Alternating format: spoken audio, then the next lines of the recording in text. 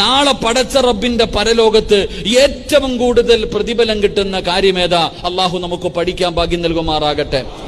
ഏറ്റവും കൂടുതൽ സദക്കയുടെ പ്രതിഫലം കിട്ടുന്ന കാര്യമേതാ? പള്ളി കെട്ടിക്കൊടുത്ത കിട്ടുന്ന അതാണോ?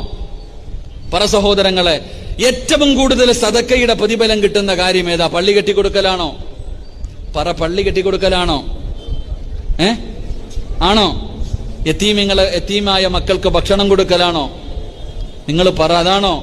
ഇല്ല. നാളെ അള്ളാഹുവിന്റെ മുന്നിൽ ഏറ്റവും കൂടുതൽ പ്രതിഫലം കിട്ടുന്ന കാര്യം നിന്റെ ഭാര്യക്കും നിന്റെ മക്കൾക്കും നീ മേടിച്ചു കൊടുത്ത ഭക്ഷണം, നീ അവർക്ക് വേണ്ടി ചിലവഴിച്ച പൈസ, അതാണ് ഏറ്റവും കൂടുതൽ പ്രതിഫലം കിട്ടുന്ന സദഖയെന്ന് നബി മുഹമ്മദ് മുസ്തഫ സല്ലല്ലാഹു അലൈഹി വസല്ലമ തങ്ങൾ പറയുന്നു, അള്ളാഹുവിന്റെ മുന്നിൽ നാളെ പടച്ച റബ്ബിന്റെ പരലോകത്ത് ഏറ്റവും കൂടുതൽ പ്രതിഫലം കിട്ടുന്ന സദഖയുടെ പ്രതിഫലം കിട്ടുന്ന കാര്യമേതാ?